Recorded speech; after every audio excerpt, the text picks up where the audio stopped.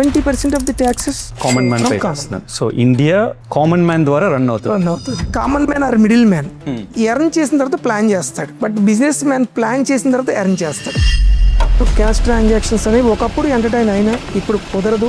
మీ అకౌంట్లో మీ అమౌంట్ అయితేనే వేసుకోండి, వేరే వాళ్ళ అమౌంట్ మీ అకౌంట్లో డిపాజిట్ చేసుకోవద్దు. సో ఎవరికి హెల్ప్ చేద్దాం అనుకున్నా అది మీకే ప్రాబ్లం అవుతుంది.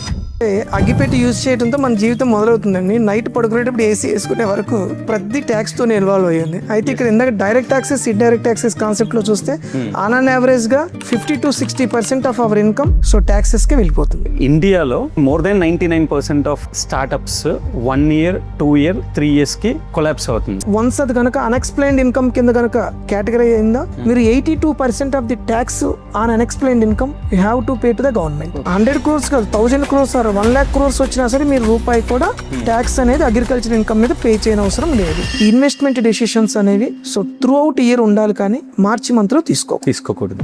ఒకసారి మనం తప్పు చేస్తే ఆ ట్రస్ట్ అనేది మన మీద కాదు, మన ఇన్స్టిట్యూట్కి వస్తుంది.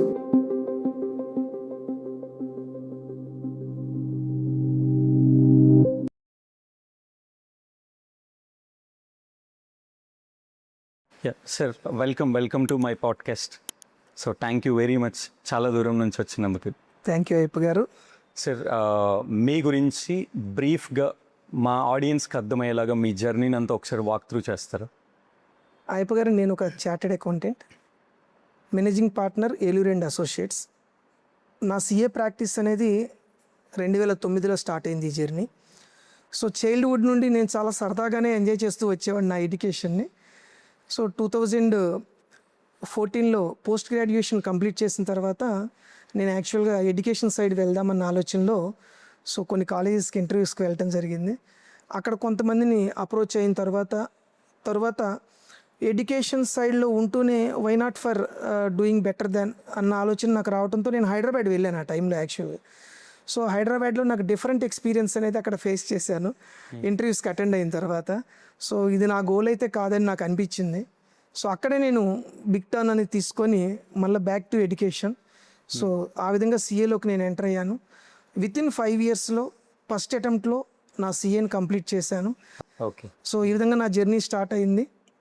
సో ఈ జర్నీలో చాలా నేను కూడా ప్రాబ్లమ్స్ ఫేస్ చేస్తూ చాలామంది క్లయింట్స్కి సర్వీస్ ఇస్తూ ముందుకు వెళ్తున్నాము. సర్వీసెస్ని ప్రజెంట్ మనం సింగిల్ విండో కాన్సెప్ట్ మన క్లయింట్స్కి.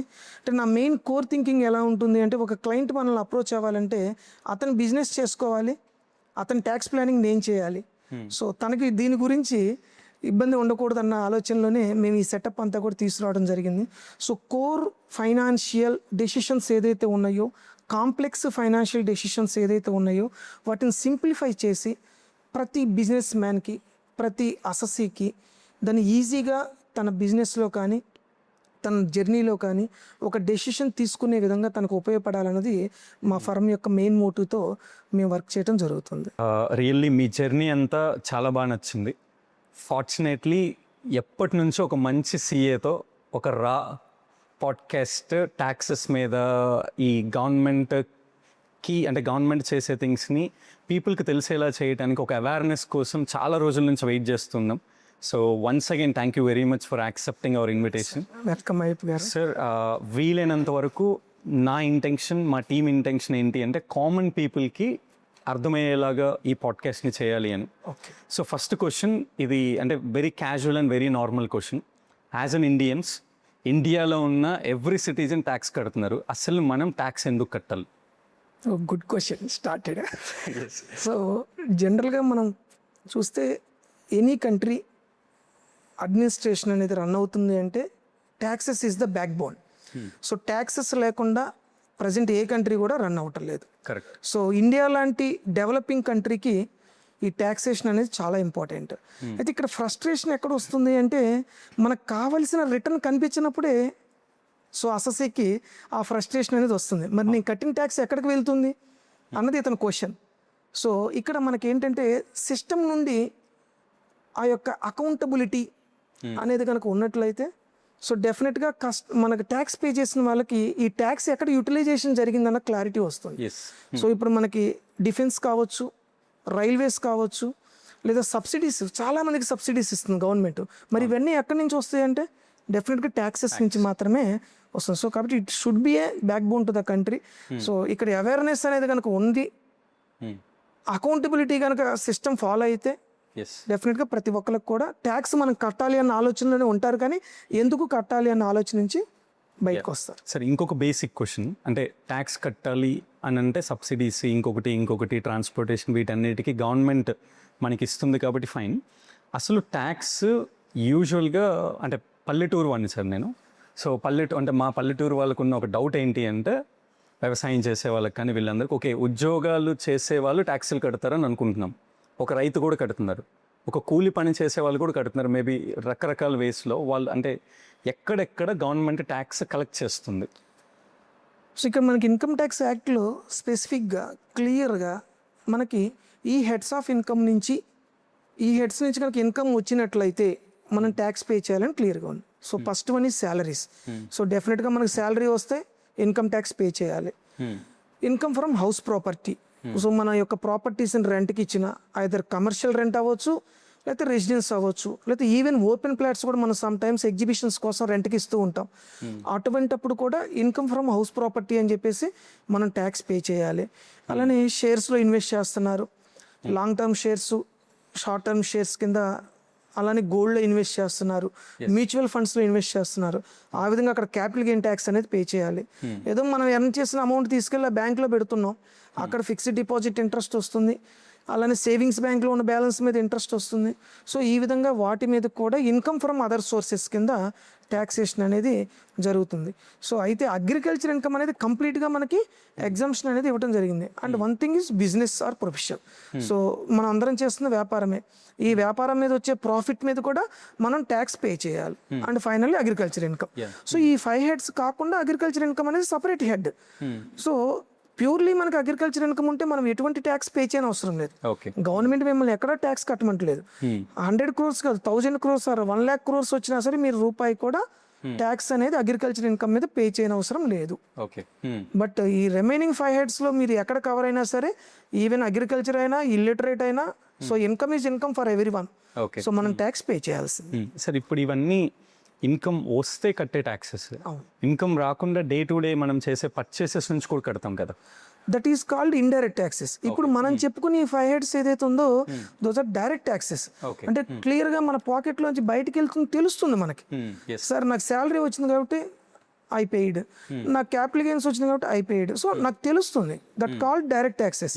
ఇండైరెక్ట్ ట్యాక్సెస్ అంటేనే మనకు తెలియకుండా మన దగ్గర నుంచి వెళ్ళిపోతూ ఉంటుంది అనమాట. లైక్ మీరు అన్నట్టు డైలీ కొనే గ్రాసరీస్ కావచ్చు, డైలీ మనం, లేకపోతే ఒక వెహికల్ పెట్రోల్ కావచ్చు, లేకపోతే మీరు ఏదైనా హోటల్కి వెళ్తే టిఫిన్ చేస్తే అక్కడ పే చేసే జిఎస్టీ కావచ్చు. So indirect tax is GST, goods and service tax.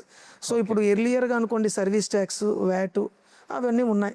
So after Modi government మనంతా కూడా జిఎస్టీలోకి వచ్చేసాము. ఈ జిఎస్టీలోకి వచ్చిన తర్వాత ఇండైరెక్ట్ ట్యాక్స్ అంటే GST, and customs and excise is another part. So ఈ విధంగా మనం రెగ్యులర్గా పే చేస్తాం. అయితే ఇది ఎక్కడా కూడా ఈ యొక్క బిజినెస్ మ్యాన్ బేర్ చేసేది కాదు. మీరు ఫస్ట్ అబ్జర్వ్ చేయాల్సింది, జిఎస్టీ అనేది బిజినెస్ మ్యాన్ పాకెట్లోంచి వెళ్ళదు. It should be paid by end user. So ఇప్పుడు నేను ఒక చార్టర్డ్ అకౌంటెంట్గా నేను సర్వీస్ ఇస్తున్నాను మార్కెట్లో. సో నేను ఎండ్ యూజర్ ఎవరికి? నేను ఒక పెట్రోల్ కొట్టించుకుంటే I'm the end user to the bunk, లేకపోతే హోటల్కి వెళ్తే నేను ఒక కస్టమర్ టు. సో అంటే నేను ఎక్కడైతే నా సర్వీసెస్ని యూటిలైజ్ చేసుకో అక్కడ నేను end user. So I have to pay the taxes. అంతేగాని నేను ఇక్కడ ఒక చార్ట్ అకౌంటెంట్గా ఉన్నాను కాబట్టి నేను ట్యాక్సెస్ పే చేయని అవసరం లేదని అనుకోకూడదు.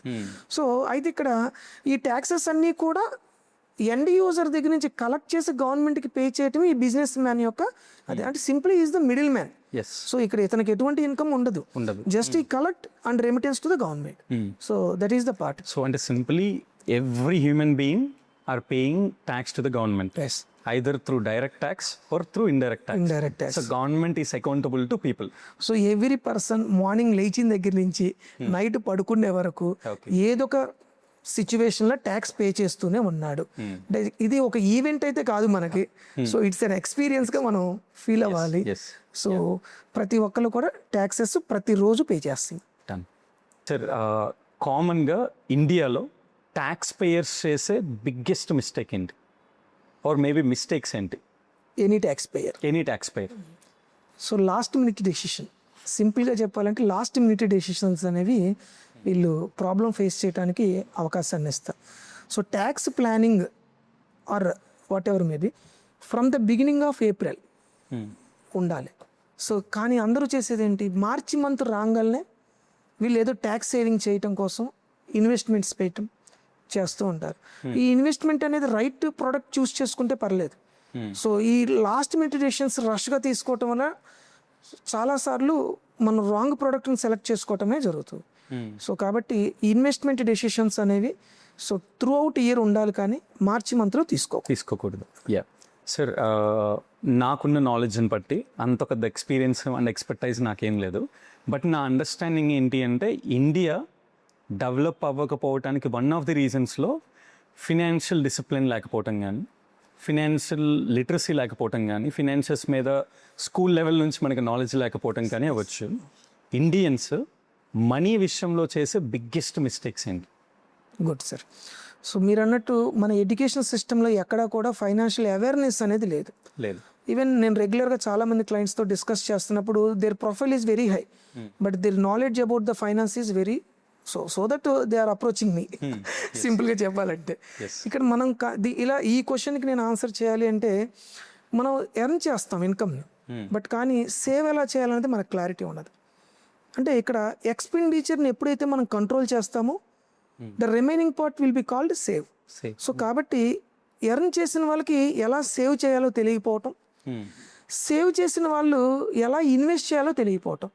సో నాకు ఇప్పుడు ఒక 1 lakh వచ్చింది, ఒక 20,000 ఎక్స్పెండిచర్ అయిపోయింది ఈ మంత్లో, ఆ 80,000 నాకు సేవింగ్స్. ఇక్కడ ఈ 20,000లో నేను కట్ చేసుకుంటే ఫైనాన్షియల్ మేనేజ్మెంట్ నాకు తెలిసినట్టు. ప్రతిదీ పర్చేస్ చేసి అన్నెసరీగా పర్చేస్ చేసి అలా చేస్తే ఏమవుతుంది, నా సేవింగ్స్ తగ్గిపోతుంది. సరే దెన్ గుడ్, సేవింగ్స్ బాగానే చేశాను, బట్ ప్రాపర్గా నేను ఇన్వెస్ట్ చేయాలి. సో ఇన్వెస్ట్ చేయని వాళ్ళు చాలామంది అక్కడ ఉన్న సేవింగ్స్ బ్యాంక్ అకౌంట్లోనే ఆ ఫండ్ అలా ఉంచేస్తారు, లేకపోతే తీసుకెళ్ళిపోయి ఫిక్స్డ్ డిపాజిట్ అకౌంట్లో పెట్టేస్తారు. సో దానివల్ల కొంత రిటర్న్ అయితే వస్తుంది, బట్ డెఫినెట్గా మనం మ్యాక్సిమం రిటర్న్స్ అనేది ఫిక్స్డ్ డిపాజిట్స్ మీద మనం ఎర్న్ చేయాలి. సో కాబట్టి ఇన్వెస్ట్మెంట్ చేస్తాము, బట్ రైట్ ప్రోడక్ట్లో ఇన్వెస్ట్ చేయకపోవడం ఇంకొక బిగ్గెస్ట్ మిస్టేక్. సో రైట్ ప్రోడక్ట్లో ఇన్వెస్ట్ చేసినట్లయితే మీకు డెఫినెట్గా ఈరోజు చూడండి గోల్డ్, ల్యాండ్, ఇవి రెండు కూడా ఎవర్ గ్రీన్గా ఉన్నాయి మనకి. సో ఈ ఫిక్స్డ్ డిపాజిట్లో మనం పెట్టిన దానికి వచ్చే రిటర్న్స్కి, సో మార్కెట్లో ఉన్న రిటర్న్స్కి కంపేర్ చేస్తే డెఫినెట్గా ఇక్కడ మనకి ఆ ఫ్లక్చువేషన్ అనేది కనిపిస్తుంది. ఇన్ఫ్లేషన్ అనేది కూడా మనం ఇక్కడ కన్సిడర్ చేయాలి. అందుకని ఎర్న్ చేయటం ఒక ఆర్ట్, దాన్ని ప్రాపర్గా ఇన్వెస్ట్ చేయటం రెండో ఆర్ట్ అని చెప్పేసి మనం చెప్పాలి. సార్, యూజువలీ చాలామంది ఇంతకు మీరు చెప్తూ కూడా చెప్పారు, మార్చ్లో ఇన్వెస్ట్మెంట్ గురించి ఆలోచిస్తారు just to save the taxes. So అది ఎంతవరకు కరెక్ట్? టెక్నికల్గా ఇట్ ఈస్ కరెక్ట్ అయిపోయారు. ఎందుకంటే మీరు మార్చి 31st నైట్ 12 గంటల లోపల మీరు ఇన్వెస్ట్మెంట్ పెట్టినా it will be consider as a saving proof. జనరల్గా ఇక్కడ మనం ట్యాక్స్ గురించి డిస్కస్ చేస్తున్నాం కాబట్టి నేను సేవింగ్స్ అనేది కూడా ఆ పాయింట్లోనే మీతో చెప్తున్నాను. ఒక శాలరీ ఎంప్లాయీ తనకి ఏటీసీ బెనిఫిట్ అనో, లేకపోతే ఒక మెడికల్ ఇన్సూరెన్స్ తీసుకోవటం వల్ల బెనిఫిట్ అనో ఇలాంటిది ఆలోచిస్తాడు. అంటే నైట్ 12 గంటల లోపల మనం తీసుకున్న ఏ పాలసీ అయినా మీకు టెక్నికల్గా వ్యాలిడ్, బట్ కానీ ప్రాక్టికల్గా చూస్తే to how much it is correct అనేది మనకు చాలా ఇంపార్టెంట్ ఇక్కడ. సో ఒక సేవింగ్ అనేది మనం చేస్తున్నామంటే, ఒక ఇన్వెస్ట్మెంట్ అనేది మనం చేస్తున్నామంటే లాంగ్ రన్లో దాని యొక్క బెనిఫిట్స్ ఏంటనేది మనకు తెలియాలి. రిస్క్ అనేది మనం చూడాలి, అడ్వాంటేజెస్ ఉన్నదా లేదా తీసుకోవాలి. అదే మీరు లాస్ట్ మినిట్లో తీసుకోవటం వల్ల ఇవన్నీ మీరు థింక్ చేయరు. ఎవరో పర్సన్ అప్రోచ్ అవుతాడు, అతనికి తెలిసిన నాలెడ్జ్ తను మీకు ఏదో సజెస్ట్ చేస్తాడు, మీరు ఆటోమేటిక్గా ఇన్వెస్ట్ చేస్తారు. బట్ లాంగ్ రన్లో దాని నుంచి వచ్చే రిజల్ట్ అనేది మీరు ఎంజాయ్ చేయకపోవచ్చు. సో కాబట్టి technical it is good, but practically it is not good. Okay sir, ఇందాక చెప్పారు కదా సార్, ఏప్రిల్ 1వ తారీఖు నుంచే ప్లాన్ చేసుకోవాలి అని చెప్పి, అంటే దానికి ఏమన్నా ఒక ప్రొసీజర్ కానీ మీరు ఏమన్నా ఒక క్లూ కానీ ఒక రోడ్ మ్యాప్ కానీ ఏమన్నా ఇస్తారా? సో జనరల్గా ఇప్పుడు మీరు చూస్తే every salary employee getting TDS after certain limit. ఇప్పుడు ప్రజెంట్ ఫైనాన్షియల్ ఇయర్ అయితే అప్ టు 12 lakhs వరకు గవర్నమెంట్ మనకు కంప్లీట్గా ఎగ్జామ్షన్ ఇచ్చేసింది, even salary or business. If 12 lakhs crossed, so 4 lakhs is exempted and remaining 8 lakhs also will be tax. So అది అందరికీ మనకు తెలిసిందే. అయితే మరి ఒక జనరల్గా బిజినెస్లో ఉన్న వాళ్ళకి డైలీ మనీ రొటేషన్ అవుతూ ఉంటుంది. తనకు కావాలంటే ఒక 10,000 అలా తీసుకొని ఖర్చు పెట్టగలుగుతాడు. లేకపోతే ఒక అనుకోకుండా అన్సర్టనిటీ ఏర్పడింది, ఈవెన్ తన దగ్గర మనీ రొటేషన్ జరుగుతుంది కాబట్టి హీ కెన్ ఇన్వెస్ట్. అంటే అతను ఆ యొక్క డిస్టర్బెన్సెస్ని ఈజీగా కవర్ చేసుకోగలుగుతాడు. బట్ కానీ ఒక శాలరీ ఎంప్లాయీ ఫిక్స్డ్ ఇన్కమ్ ఉంటుంది. సో ఈ ఫిక్స్డ్ ఇన్కమ్ నుంచి అతను అన్నీ కూడా మీట్ అవ్వాలి. సో ఎప్పుడైతే ఒక ప్రీ ప్లాన్డ్గా ఉంటాడో, ఎప్పుడైతే అతను ఒక ట్యాక్స్ స్లాబ్లో కవర్ అవుతాడో, అప్పుడు అతను ఏం చేస్తాడు, సార్ ఏప్రిల్ నుంచే నాకు కావాల్సిన అమౌంట్ని డిడక్ట్ చేయండి.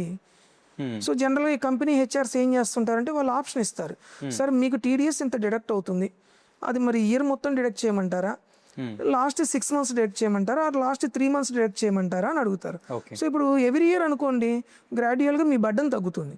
అదే లాస్ట్ 3 monthsలో అనుకోండి మీ బర్డన్ పెరుగుతుంది. సో అట్లానే బిజినెస్లో కూడా ఏప్రిల్ నుంచి ప్లాన్ చేసుకోవటం వల్ల ఎక్కడెక్కడ మనం ఎక్స్పెండిచర్లు జరుగుతున్నాయి, ఎక్కడెక్కడ మనకున్న డిడక్షన్స్ని మనం అవాయిడ్ చేస్తున్నాం, యూటిలైజ్ చేసుకోలేకపోతున్నాం.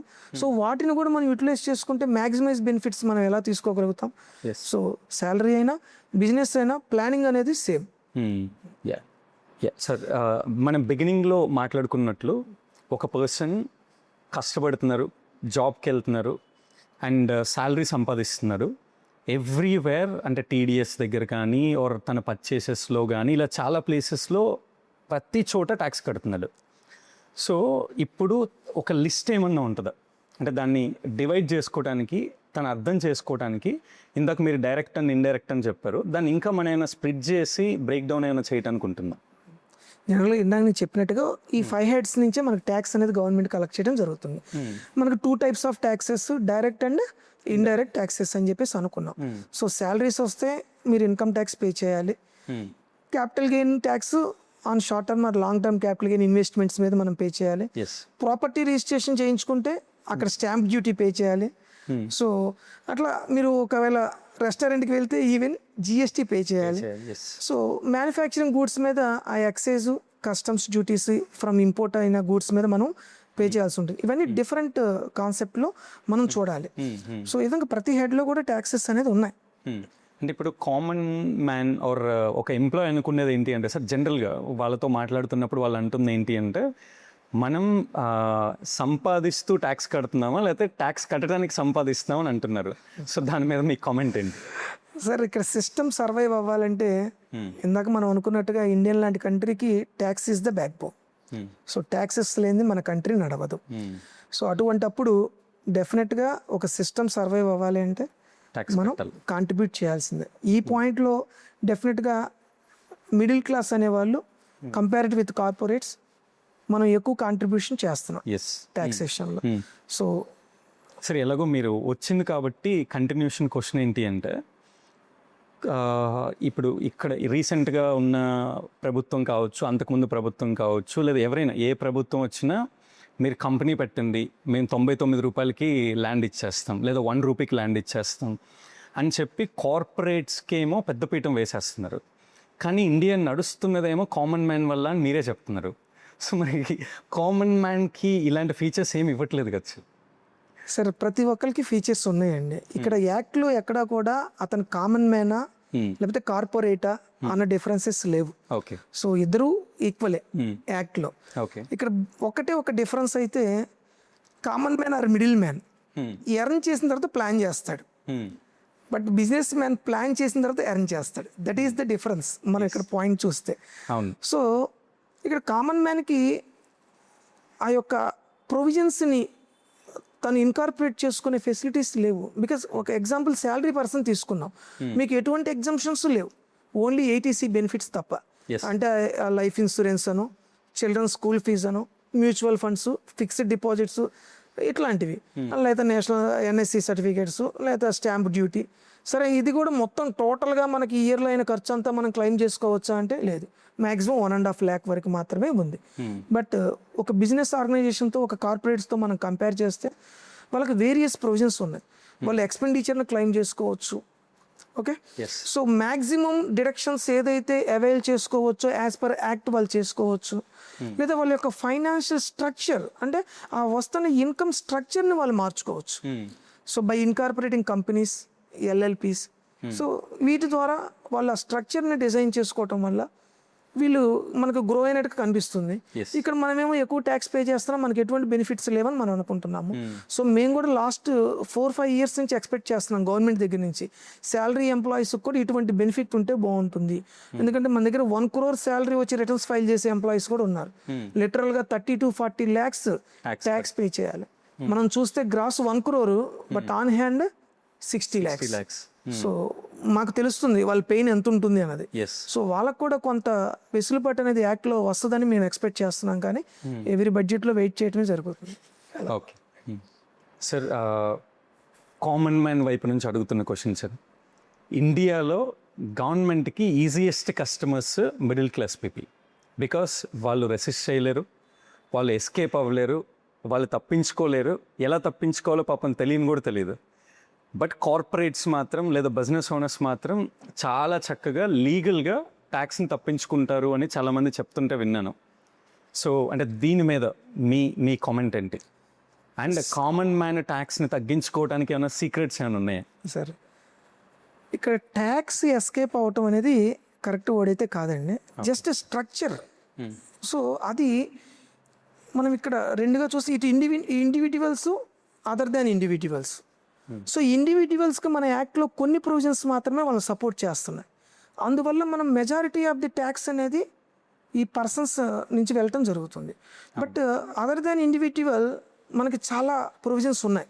సో అంటే మీరు రెగ్యులర్గా ఆఫీస్ ఎక్స్పెన్సెస్, అంటే మీకు రెగ్యులర్గా అయ్యే ప్రతి ఎక్స్పెన్సెస్ రిలేటెడ్ టు ఆఫీస్ అనేది మీరు క్లెయిమ్ చేసుకోవచ్చు. అవును.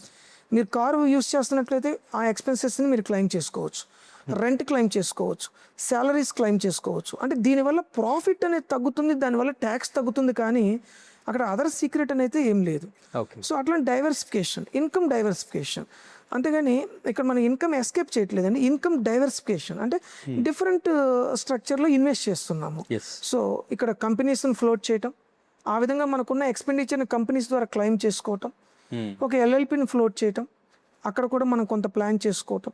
సో ఈ విధంగా ఎక్స్పెండిచర్ని తగ్గించడం వల్ల మన ఇన్కమ్ తగ్గుతుంది, దానివల్ల ట్యాక్స్ పోర్షన్ తగ్గుతుంది, కానీ సపరేట్గా వీళ్ళిద్దరి మధ్యలో డిఫరెన్సియేషన్ అనేది అయితే యాక్ట్లో ఎటువంటి ప్రొవిజన్ లేదు. సో కామన్ మ్యాన్కి అయితే ఆపర్చునిటీ కూడా లేదు. సో డెఫినెట్గా మీరు అన్నట్టు మిడిల్ మ్యాన్ అనే అతనే ఎక్కువ ట్యాక్స్ పే చేస్తున్నాడు. మన గవర్నమెంట్ రిపోర్ట్స్ ప్రకారం కూడా మనం చూస్తున్నాం. సో కామన్ మ్యానే ఎక్కువ ట్యాక్స్ పే చేస్తాం. దట్ కామన్ మ్యాన్ మీల్ అసెస్సీ. ఆ ట్యాక్స్ ఏమన్నా అంటే స్టాక్స్ ఏమన్నా ఉన్నాయి sir? Common man versus corporate. So there is no difference sir, everyone should face income tax only.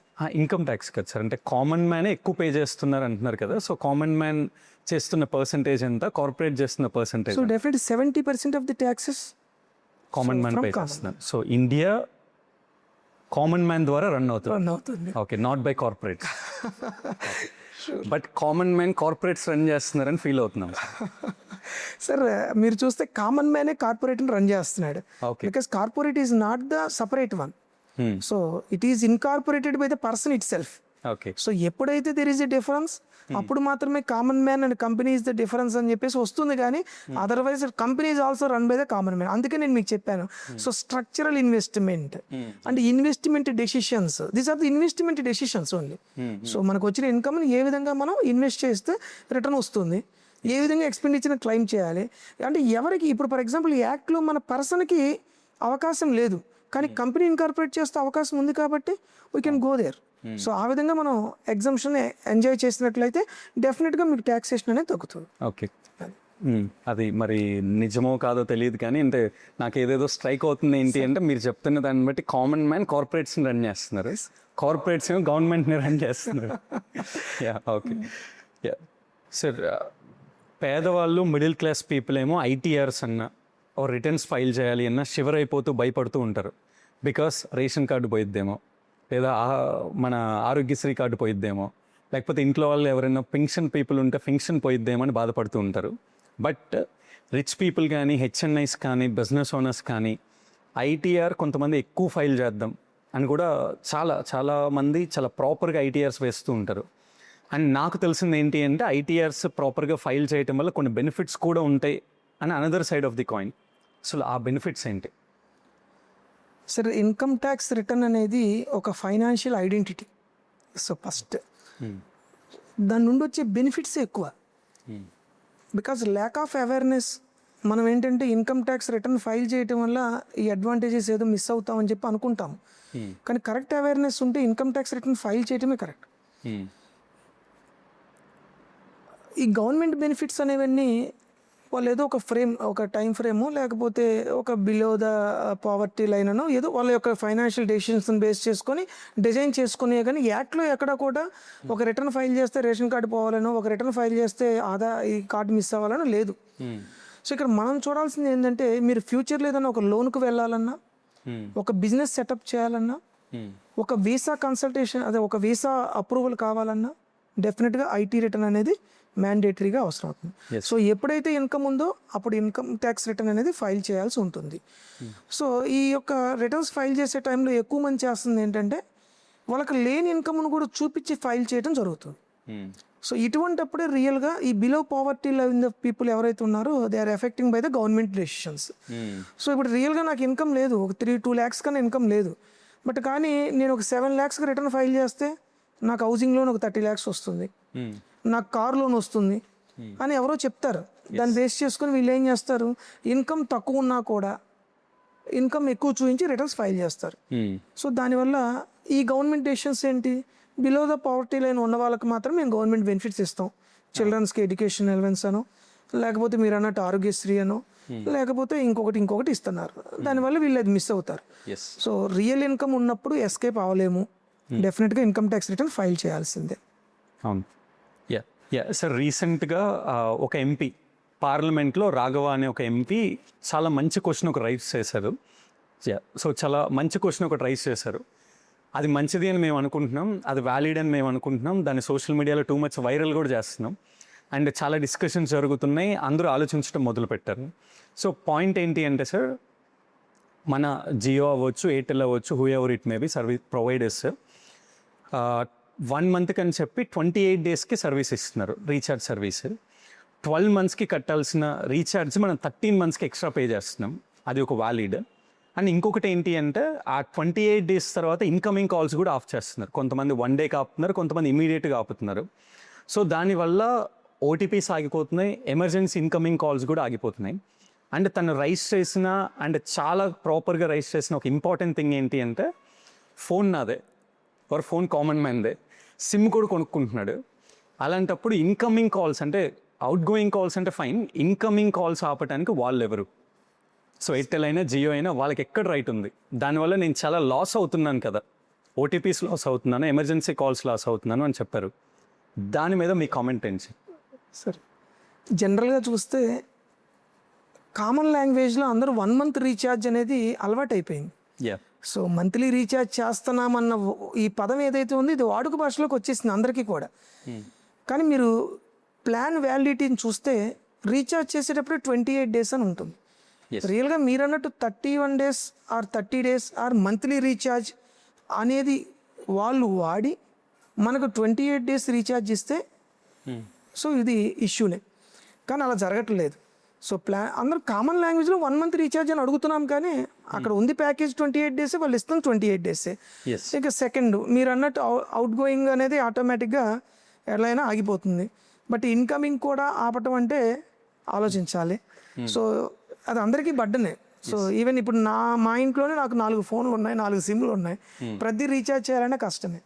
కానీ ఒక విధంగా చూడాలంటే ఆపరేటర్ పాయింట్ ఆఫ్ వ్యూలో అతని అడ్మినిస్ట్రేటివ్ కాస్ట్ అనేది మనం మీట్ అవ్వాలి అంటే సో ఓకే కొద్దిగా so diplomatic concept okay. But కానీ అతను వాయిస్ రైజ్ చేయడం అనేది కరెక్ట్. సో ఈ విధంగా వాయిస్ అనేది రైజ్ చేయడం వల్ల సిస్టంలో డెఫినెట్గా చేంజ్ అనేది వస్తుంది.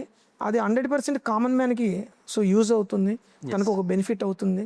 సో ఎవరూ ఏమీ అడగకపోతే సిస్టమ్ అలా ముందుకు వెళ్ళిపోతుంది. అవును. సో మనం జనరల్గా చేసేది మనకి ఎన్నో ప్రాబ్లమ్స్ ఉన్నా మనం ఎక్కడ వాయిస్ రైజ్ చేయం, ఎందుకంటే మన రిప్రజెంటేటివ్స్ ఉన్నారు, వాళ్ళు వాయిస్ రైజ్ చేస్తారండి. వాళ్ళేమో వేరు వాటి కోసం వాయిస్ రైజ్ చేస్తున్నారు. సో ఈయన మన గురించి వాయిస్ రైజ్ చేశారు కాబట్టి అది మనం ఒక వెల్కమ్ మూమెంట్గా చెప్పొచ్చు. ఓకే సార్, ఇండియాలో చాలామంది అనుకుంటుంది ఏంటి అంటే క్యాష్ ట్రాన్సాక్షన్స్ చేస్తే ఏం కాదు అని అనుకుంటున్నారు. బట్ స్టిల్ క్యాష్ ట్రాన్సాక్షన్స్ చేస్తున్నా కానీ గవర్నమెంట్కి దొరుకుతున్నారు. సో అంటే ఎలా కనిపెడతారు సార్? సరే, యాక్చువల్గా క్యాష్ ట్రాన్సాక్షన్స్ చేస్తే ట్రేస్ అవ్వము అనేది ఒక ఓల్డ్ వర్డ్. ఎప్పుడో పాతకాలం నాడు చెప్పుకున్న మాట అది. ఈరోజు టెక్నాలజీ డెవలప్ అయిపోయింది. సో డిజిటల్ వరల్డ్లో మనం ఉన్నాము. Everything is caught by the government right now. So గవర్నమెంట్కి ఏంటంటే SFTs, specified financial transactions. So almost 60+ డిపార్ట్మెంట్స్తో గవర్నమెంట్ ఇన్ఫర్మేషన్ కలెక్ట్ చేస్తుంది. మీరు ఫర్ ఎగ్జాంపుల్ ఒక బ్యాంకులో ఫిక్స్డ్ డిపాజిట్ చేయడానికి వెళ్ళారు, క్యాష్ డిపాజిట్ చేశారు, మీ దగ్గర ఉన్నది, ఆటోమేటిక్గా bank is the one of the reporter to the government. మీరు ఒక కార్ తీసుకోవడానికి వెళ్ళారు, the showroom owner is the reporting entity to the government. So ఈ విధంగా ఒక ప్రాపర్టీ మీరు పర్చేస్ చేయడానికి వెళ్ళారు, ఒక ప్రాపర్టీ సేల్ చేయడానికి వెళ్ళారు, ఆటోమేటిక్ ఇన్ఫర్మేషన్ తీసుకుంటుంది. సో ఆ యొక్క సబ్ రిజిస్ట్రార్ ఎవరైతే ఉన్నారో అతను గవర్నమెంట్కి ఇన్ఫార్మ్ చేస్తాడు, ఇన్కమ్ ట్యాక్స్ డిపార్ట్మెంట్కి. సో పాన్ నెంబరు ఈరోజు ప్రాపర్టీ పర్చేజ్ ఆర్ సేల్ జరిగిందని చెప్పేసి అతను ఇన్ఫార్మ్ చేయడం జరుగుతుంది. That called SFT, specified financial transactions. So ప్రతి అసెసీకి కూడా టిఐఎస్, ఏఎస్ అండ్ 26 AS అనే ఒక 3 డాక్యుమెంట్స్ ఈరోజు మనకి it is available to every one. So pan ఉన్న ప్రతి వ్యక్తికి కూడా ఈ డాక్యుమెంట్ అనేది ఆన్లైన్లో జనరేట్ అయిపోతుంది. ఈ డాక్యుమెంట్లకు ఇన్ఫర్మేషన్ ఎక్కడి నుంచి వస్తుంది అంటే ఈ యొక్క ఫైనాన్షియల్ ఇన్స్టిట్యూషన్స్ నుంచి మాత్రమే ఇన్కమ్ ట్యాక్స్ డిపార్ట్మెంట్కి పోతుంది. మీరు షేర్స్ పర్చేస్ చేశారు, షేర్స్ సేల్ చేశారు, ఆటోమేటిక్గా ఇన్ఫర్మేషన్ వెళ్ళిపోతుంది. ఫిక్స్డ్ డిపాజిట్స్, క్యాష్ డిపాజిట్స్, లేకపోతే యూజ్ క్యాష్ ట్రాన్సాక్షన్స్ ఆటోమేటిక్గా డిపార్ట్మెంట్ వెళ్తుంది. ఇదంతా ఎలా అంటే only linking with pan and Aadhaar. So ఎప్పుడైతే పాన్ ఆధార్ లింక్ అయిపోయిందో ప్రతి చోట కేవైసీలో మనం ఈ పాన్ ఆధార్ ఇవ్వాల్సిందే.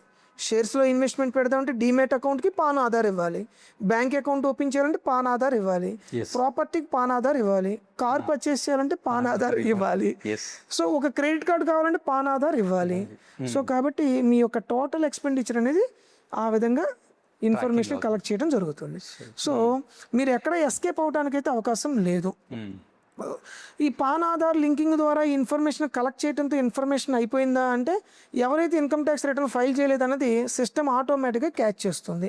ఎర్లియర్గా అనుకోండి మాన్యువల్ స్క్రూటినీ, సో ఈ వ్యక్తి అసలు కొన్నాడా కొనలేదా, ఎంత కొన్నాడు, ఇవన్నీ చూసే లోపల టైం అయిపోతాయి. అంటే డిపార్ట్మెంట్ క్వశ్చన్ చేయడానికి కూడా టైం ఉందండి.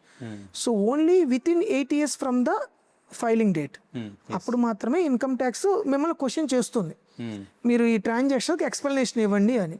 ఇన్ కేస్ ఇంకా సీరియస్నెస్ ఉంది, చాలా ఎస్కేప్ అయ్యారని చెప్పేసి ఇన్ఫర్మేషన్ ఉంది, దెన్ స్పెషల్ పర్మిషన్తో 10 years టైం ప్రొవిజన్ తీసుకొని వీళ్ళని క్యాచ్ చేయడానికి ట్రై చేస్తారు.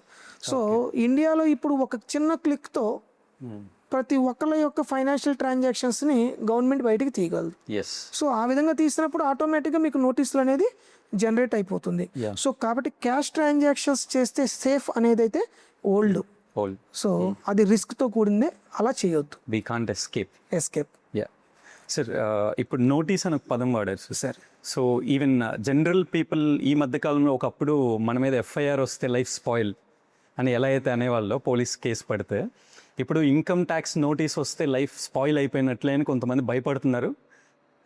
అది ఎంతవరకు కరెక్ట్ అంటారు? నోటీస్ అనేది మనం కంగారు పడిన అవసరం లేదు, అంటే ప్యానిక్ అవ్వని అవసరం లేదు. Just they are asking information. So notice అనేది జస్ట్ మీరు ఏం చేశారు దానికి ఎక్స్ప్లెనేషన్ ఇవ్వండి అని ఇస్తాడు. In case we are having proper documents in our hand or proper information, then ఆటోమేటికల్గా మనం అది సబ్మిట్ చేస్తే ఆ నోటీస్ అనేది క్యాన్సిల్ అయిపోతుంది. సో మీరు ఎప్పుడైతే ప్రాపర్ ఇన్ఫర్మేషన్ మెయింటైన్ చేయరో, డాక్యుమెంట్స్ మీ దగ్గర లేవు, ప్రాపర్ ఎక్స్ప్లెనేషన్ ఇవ్వలేకపోతారో, ఆటోమేటిక్గా మీరు under the lens of income tax department. ఇందాక నేను చెప్పినట్టుగా ఈ పాన్ ఆధార్ లింక్ చేయటం వల్ల ఈ cash transactions, online movements, income కన్నా అసెట్స్ ఎక్కువ ఉండటం, ఇన్కమ్ కన్నా మన లైఫ్ స్టైల్ ఎక్కువగా ఉండటం, ఇవన్నీ ఆటోమేటిక్గా ట్రేస్ అయిపోతున్నాయి. సో మీరు about 2 lakhs credit card use చేశారనుకోండి, ఆటోమేటిక్గా అట్లానే మీ యొక్క ఇన్కమ్, ఇప్పుడు ఫర్ ఎగ్జాంపుల్ మీరు ఒక శాలరీ ఎంప్లాయీ, మీకు ఒక 10 lakhs శాలరీ వస్తుంది, బట్ ఇయర్ మీరు ఒక 30 lakhs పెట్టి ప్రాపర్టీ పర్చేస్ చేశారు, మరి ప్రాపర్ రిసోర్స్ ఉందా లేదా అనేది చూస్తాం. సో ఇన్ కేస్ మీరు లోన్ తీసుకున్నారు, ఎస్, బట్ కానీ సిస్టమ్కి తెలియదు మీరు లోన్ తీసుకున్నట్టు. మీరు వెళ్ళి దగ్గరలో ఇయర్లో ఉన్న బ్యాంక్లో మీరు లోన్ తీసుకున్నారు 25 lakhs, ఇయర్ వచ్చిన 10 lakhsలో 5 lakhs సేవింగ్స్ ఉన్నాయి, 30 lakhsతో మీరు ప్రాపర్టీ పర్చేస్ చేశారు. డిపార్ట్మెంట్కి మీ పక్కింటి అతనికే తెలియదు మీరు లోన్ తీసుకున్నారని. మరి అటువంటిప్పుడు డిపార్ట్మెంట్కి ఆటోమేటిక్గా సో ఇది ఫ్లాగ్ అవుతుంది. అయినప్పుడు వాళ్ళు క్యాచ్ చేస్తుంది, ఇన్ఫర్మేషన్ సిస్టమ్ క్యాచ్ చేస్తుంది. 10 lakhsకి ఐటీ రిటర్న్ ఫైల్ చేశాడు, but the same year 30 lakhs పెట్టి ప్రాపర్టీ పర్చేస్ చేశాడు. సో ప్రాపర్ రిసోర్సెస్ ఉన్నాయా లేవా, సోర్స్ లేకపోయినట్లయితే మనం క్యాచ్ అవుతాం. అప్పుడు మనం సింపుల్గా, అందుకే నేను అన్నాను it is just asking and information only. So మీ దగ్గర ఈ డాక్యుమెంట్స్ ఉంటే you can submit. So documents లేనప్పుడు మాత్రమే మనకు ప్రాబ్లం వస్తుంది. సో నోటీస్ వచ్చిందని మనం ప్యానిక్ అయితే అవనవసరం లేదు. సార్ ట్యాక్స్ డిపార్ట్మెంట్కి సస్పీషియస్గా అనిపించే యాక్టివిటీస్ ఏంటి? అండ్ ఒక పర్సన్ మీద ఐదర్ కామన్ మ్యాన్ అవ్వచ్చు, who ever it may be, income tax raid దేన్ని బేస్ చేసుకొని చేస్తారు? మెయిన్గా సస్పీషియస్ ట్రాన్సాక్షన్స్లో కనిపించేవి క్యాష్ డిపాజిట్స్. జనరల్గా మనం క్యాష్ బయట నుంచి తెచ్చుకుంటాం మన అవసరాల కోసం. సో ఎక్కడో ఫర్ ఎగ్జాంపుల్ మన ఫ్రెండ్కి ఏదో నీడ్ ఉంది, is maybe out of country, వాడికి మనం బై హ్యాండ్ ఇవ్వలేము. మీరు వెళ్ళిపోయి ఎవరి దగ్గర ఒక 10 lakhs తీసుకొచ్చేసి మీ అకౌంట్లో డిపాజిట్ చేసి ఆ అమౌంట్ మీరు ట్రాన్స్ఫర్ చేస్తారు. But it is legitimate amount, కానీ ప్రూవ్ చేసుకోలేము. సో ఇక్కడ మనకి ఏంటంటే మెయిన్గా క్యాష్ అనేది సస్పీషియస్ యాక్టివిటీ. సో మీరు క్యాష్ని ఎప్పుడైతే మోర్ టైమ్స్ డిపాజిట్ చేస్తూ ఉంటారో మీ అకౌంట్లో, లేకపోతే మీ అకౌంట్లో number of times huge value of transactions జరుగుతూ ఉంటాయో, లేకపోతే మీ జనరల్ లైఫ్ స్టైల్ అనేది మీరు ప్రజెంట్ చేస్తున్న ఇన్కమ్ ట్యాక్స్ రిటర్న్కు మ్యాచ్ అవనప్పుడు, మీకు వస్తున్న ఇన్కమ్ కన్నా ఎక్కువ ఎసెట్స్ మనం హోల్డ్ చేసి ఉన్నప్పుడు డెఫినెట్గా ఇవన్నీ కూడా సస్పెక్ట్గానే తీసుకుంటారు. అయితే మోర్ అన్నారు అండ్ అమౌంట్ అన్నారు కదా, సో ఇంత అమౌంట్ కంటే ఎక్కువ అలా ఏమన్నా ఉంటుంది సార్? అంటే ఇంత అమౌంట్ కన్నా ఎక్కువ అనేది లేదు, బట్ మీ అకౌంట్లోకి వచ్చిన టోటల్ అమౌంట్ని కన్సిడర్ చేస్తూ మీరు ఐటీ రిటర్న్ ఫైల్ చేశారా లేదా అనేది ఇక్కడ మనం చూడాలి. ఓకే. సో ఇప్పుడు మన అకౌంట్లోకి వచ్చిన ప్రతి ట్రాన్సాక్షన్స్కి మనం ఎక్స్ప్లెనేషన్ రికార్డు కనుక మెయింటైన్ చేసినట్లయితే సో అది మనకి ఇబ్బంది లేదు. అలానే నెంబర్ ఆఫ్ ట్రాన్సాక్షన్స్, అంటే ఒకే ట్రాన్సాక్షన్ ఒకే వ్యక్తితో నెంబర్ ఆఫ్ టైమ్స్ జరుగుతుంది, డెఫినెట్గా సస్పెక్ట్ చేయడం జరుగుతుంది. ఈవెన్ ఒకే వ్యక్తితో మనం నెంబర్ ఆఫ్ టైమ్స్ ట్రాన్సాక్షన్స్ చేసినా అతనితో మనకి బిజినెస్ రిలేషన్ ఉంది, అతనికి సంబంధించి మనం జిఎస్టీ రిటర్న్స్ ఫైల్ చేస్తున్నాం. ఫర్ ఎగ్జాంపుల్ ఒక గోల్డ్ షాప్ ఓనరే ఉన్నాడు అనుకుంది, తనకు గోల్డ్ సప్లయర్ ఒకడే ఉండొచ్చు ట్రస్టెడ్గా, అతను డైలీ అతనికే ట్రాన్స్ఫర్ చేయాలి, ఇతనికి గూడ్స్ ఇవ్వాలి, అందుకని అది సస్పెక్ట్గా చూస్తే కుదరదు. సో కాబట్టి ఇవన్నీ కూడా కోరిలేట్ చేస్తారు అదర్ ఫ్యాక్టర్స్తో. సో ఇతనితో అతనికి ఉన్న రిలేషన్స్ ఏంటి, సో ఇతనికి సంబంధించి ఈ యొక్క ట్రాన్సాక్షన్స్లో అతను ఎక్కడెక్కడ ఇన్వాల్వ్ అవుతున్నాడు, సో ఎక్కువగా ఈ ట్రాన్సాక్షన్స్ ఎందుకు జరిగినాయి, ఏ టైంలో జరుగుతున్నాయి, ఇటువంటివన్నీ కూడా కన్సిడర్ చేయడం జరుగుతుంది.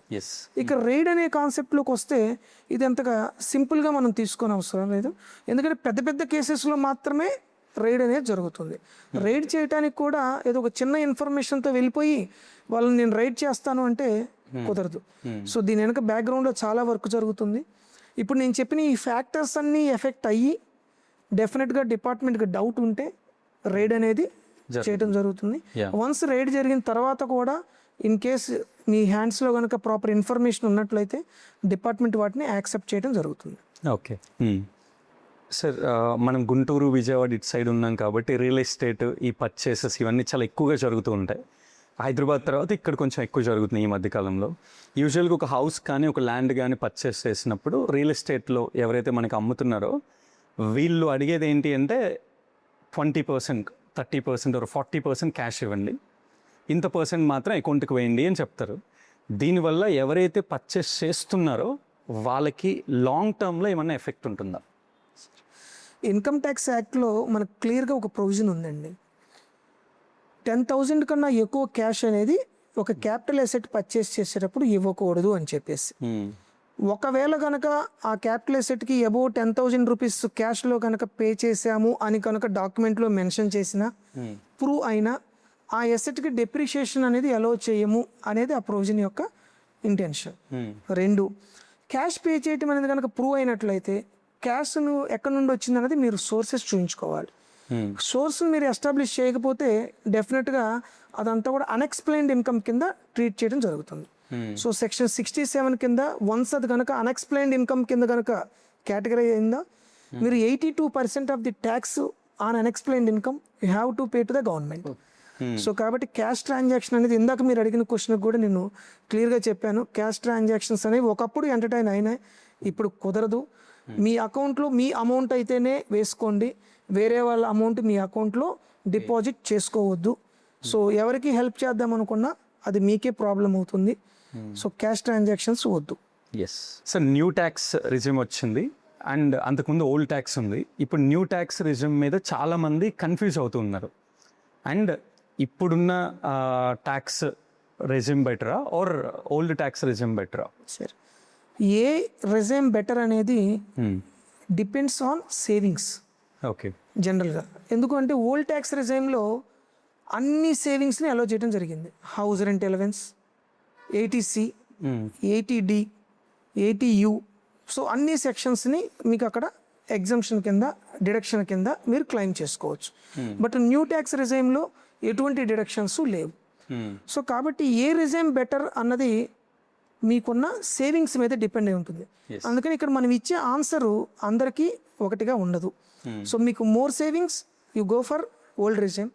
If savings are not there but it is very low, new రెజైమ్కి వెళ్ళమని చెప్తాం. బికాజ్ ఓల్డ్ రెజైమ్లో మనకి 3 స్లాబ్సే ఉన్నాయి, up to 5, 5 to 10, 10 to 15 and 15 above. అవును. అది. బట్ ఈ న్యూ రిజైమ్ ఎవ్రీ 4 lakhsకి మీకు రిజైమ్ చేంజ్ అవుతుంది. రేటు కూడా ఇక్కడ తక్కువ ఉంటుంది, 5, 10, 15, 20. So comparative with old regime, new regime better అని చెప్పొచ్చు. ఈవెన్ సేవింగ్స్ లేకపోయినా, ఎందుకంటే సటన్ లిమిట్ దాటిన తర్వాత ఈవెన్ సేవింగ్స్ ఉన్నా కూడా మీకు న్యూ రిజైమే బెటర్ రిజైమ్. ఓకే. సో అది ఏంటి అన్నది only purely on calculation. That's okay sir, ఈ section purely for business owners and startups వాళ్ళకి మెయిన్గా. సో ద ఫస్ట్ థింగ్ ఏంటి అంటే సార్, అంటే ఈవెన్ మేము కూడా అండ్ కామన్గా అందరూ చేసే మిస్టేక్ ఏంటి అంటే ప్రాఫిట్ని హైడ్ చేస్తూ ఉంటాం, గవర్నమెంట్కి ట్యాక్స్ కట్టాలి అని చెప్పి. సో దీనివల్ల లాంగ్ టర్మ్లో ఉండే ప్రాబ్లమ్స్ ఏంటి సార్?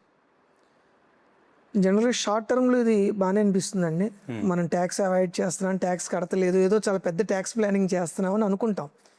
కానీ లాంగ్ రన్లో దీని ఎఫెక్ట్ చాలా ఉంటుంది. ఎందుకంటే మీరు ఎప్పుడైతే ప్రాఫిట్స్ చూపించారో మీ టర్న్ ఓవర్ మీరు ఇంక్రీజ్ చేయలేరు.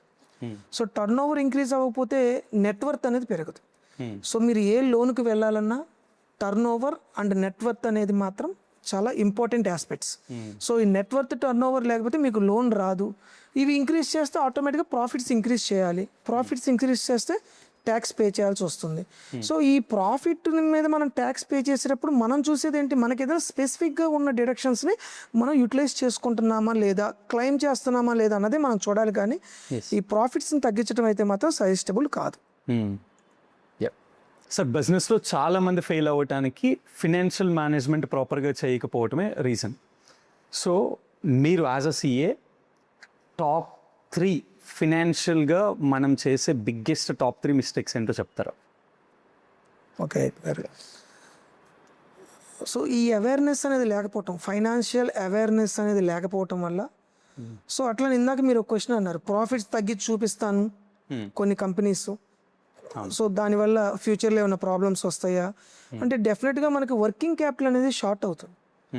సో అప్పుడు ఏం చేస్తాం, జనరల్గా మనం మన పర్సనల్ మనీని, బిజినెస్ మనీని క్లబ్ చేసి ఇక్కడ తీసుకురావడం జరుగుతుంది. సో అది ఎప్పుడు కూడా బ్లెండర్ మిస్టేక్.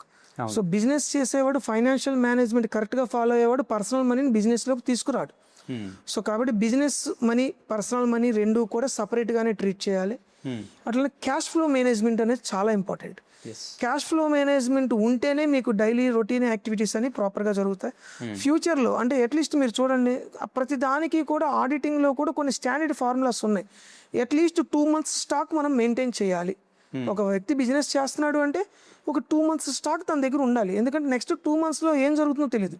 ఇప్పుడు సడన్గా మనకి వార్ స్టార్ట్ అయింది. సో ఈ వార్లో మనకి ఇప్పుడు కావాల్సిన ఎన్నో నెసెసిటీస్ మనం ఈరోజు ఎంత టైట్ అయిపోయిందో మనం చూస్తున్నాం. గ్యాస్ కావచ్చు, లేకపోతే క్రూడ్ ఆయిల్ కావచ్చు. సో అలానే ఇటువంటి టైట్ సిచ్యువేషన్లో కూడా మన గవర్నమెంట్ కొన్ని ప్లాన్లు తీసుకొని వాళ్ళు ముందుగానే కొంత రిజర్వ్ని పెట్టుకోవడం జరిగింది. అలానే మనం కూడా మన బిజినెస్లో ఈ క్యాష్ ఫ్లో మేనేజ్మెంట్ అనేది చేయాలి. అంటే నాకు పీక్ డేస్ ఏంటి, పీక్ మంత్స్ ఏంటి, ఏ టైంలో నా బిజినెస్, కొన్ని సీజనల్ బిజినెస్లు ఉంటాయి. ఆ సీజనల్ బిజినెస్లో వాళ్ళకి ఎక్కువ క్యాష్ ఫ్లో కావాలి, మిగతా టైంలో వాళ్ళకి తక్కువ క్యాష్ ఫ్లో ఉంటే సరిపోతుంది. సరే ఇలా నేను ప్లాన్ చేస్తే సరిపోతుందా అంటే 100% కాదనే చెప్తాను. అదర్వైజ్ ఏమవుతుంది, మీ యొక్క ఫండ్స్ ఐడియల్గా ఉండిపోతాయి.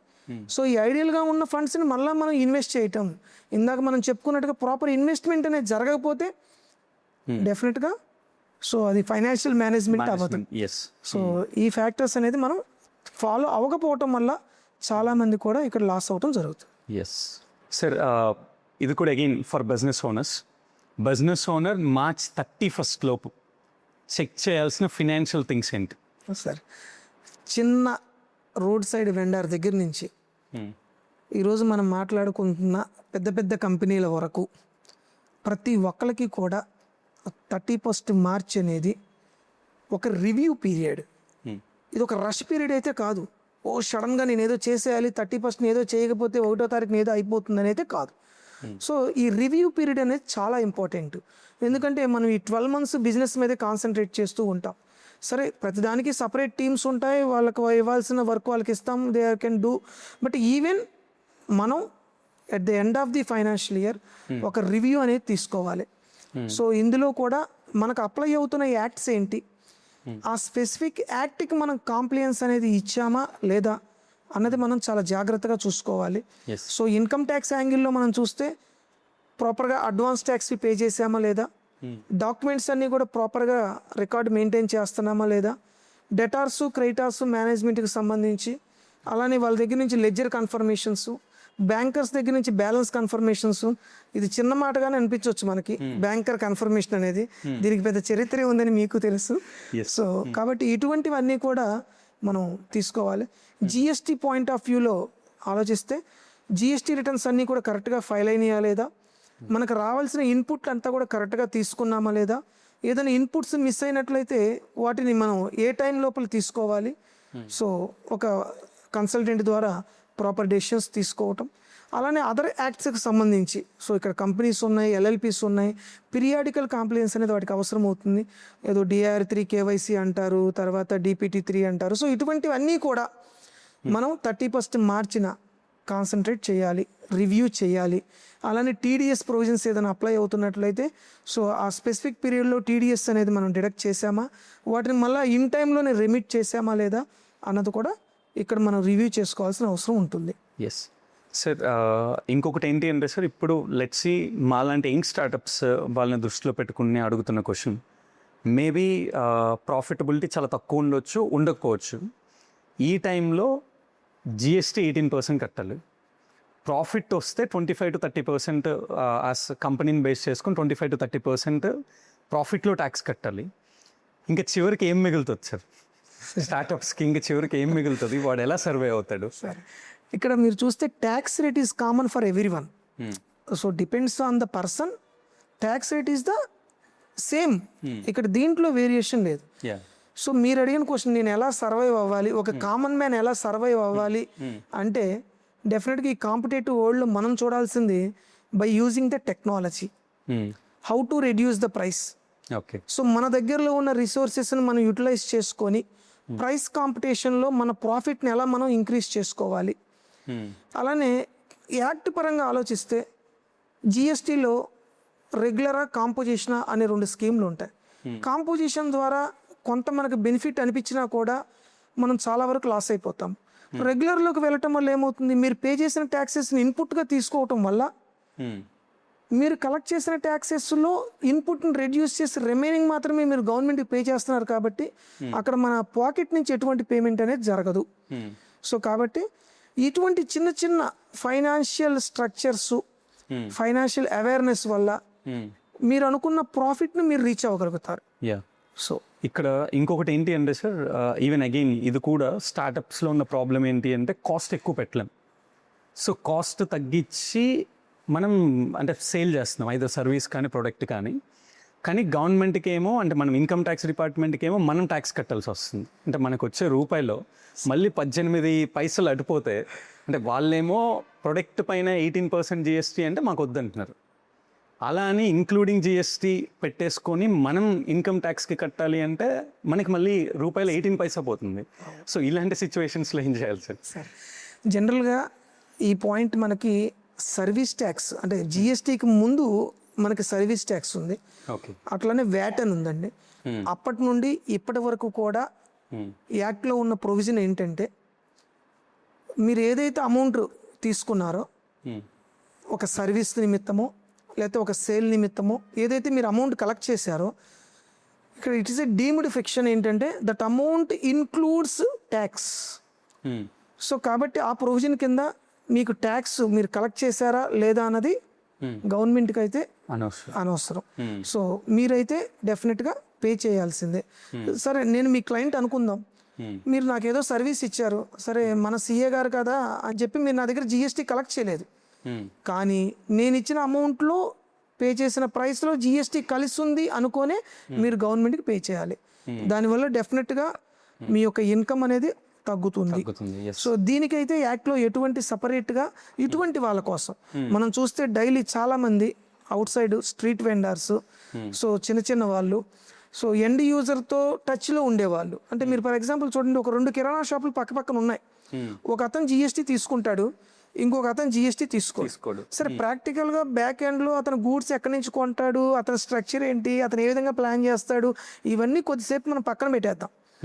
కానీ జనరల్గా కస్టమర్ ఎవరి దగ్గరికి వెళ్ళడానికి ఇంట్రెస్ట్ చూపిస్తాడు, తక్కువ కాస్ట్ ఎక్కడ ఉంటే. సో ఫైనల్గా జిఎస్టీ లేని వాడి దగ్గరికి వెళ్తాడు. సో జిఎస్టీ ఉన్నవాడు సార్ నా దగ్గర కస్టమర్ రావట్లేదు ఎలా అని అనుకుంటాడు. అప్పుడే తను కూడా తప్పు చేయటం మొదలు పెడతాడు.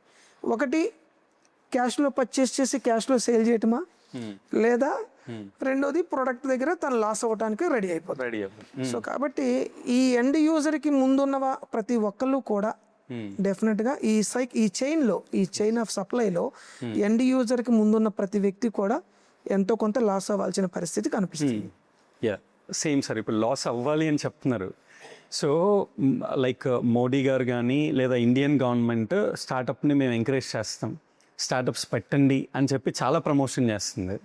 దుబాయ్ కానీ అదర్ కంట్రీస్ చూసుకుంటే జిఎస్టీ కానీ ప్రాఫిట్లో ట్యాక్సెస్ కానీ కొన్ని కంట్రీస్లో అస్సలు లేవు, కొన్ని కంట్రీస్లో ఉన్న చాలా మినిమల్ అనమాట.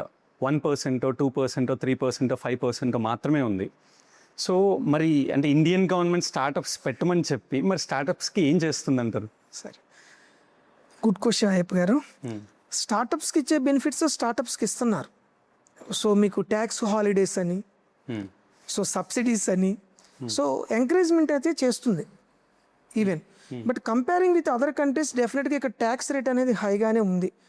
సో దాన్ని మనం ప్రజెంట్ ఇందాక సినారియోలే ఆలోచిస్తే డెవలప్మెంట్ కోసం ట్యాక్స్ కావాలి. ఈ ట్యాక్స్ అనేది ఇక్కడ మీరు కూడా ఒక చిన్న ఫ్రస్ట్రేషన్ మన అందరిది కూడా, నేను పే చేస్తున్న ట్యాక్స్ ఏమవుతుంది అది నాకు గనక క్లియర్గా తెలిస్తే, అది ఇప్పుడు ఫర్ ఎగ్జాంపుల్ నేను ఉంటున్న ఏరియాలో నా రోడ్డు బాగాలేదు, మరి నేను పే చేసిన ట్యాక్స్ ఎక్కడ పోయింది నేను గవర్నమెంట్కి, ఆ ఫ్రస్ట్రేషన్ నుంచే మనకి ఈ క్వశ్చన్ వస్తుంది. సో నా ట్యాక్స్ యూటిలైజేషన్ ప్రాపర్గా జరుగుతుందా లేదా అనేది జరుగుతుంది.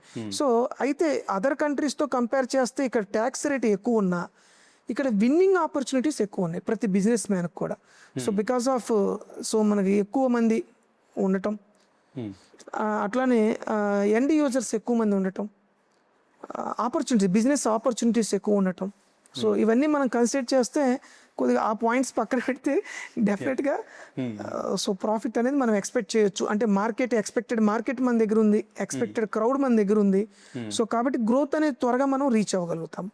అంటే ఇక్కడ ఫ్రస్ట్రేషన్ అనేది కూడా పక్కన పెడితే అంటే దీనివల్ల ఏమవుతుందంటే సార్, అంటే ఇప్పుడు బాగా కమిట్మెంట్ ఉండి బాగా కాన్ఫిడెన్స్ ఉండి ఏదో ఒక విధంగా లాక్కొని వెళ్ళే వాళ్ళు ఫైన్.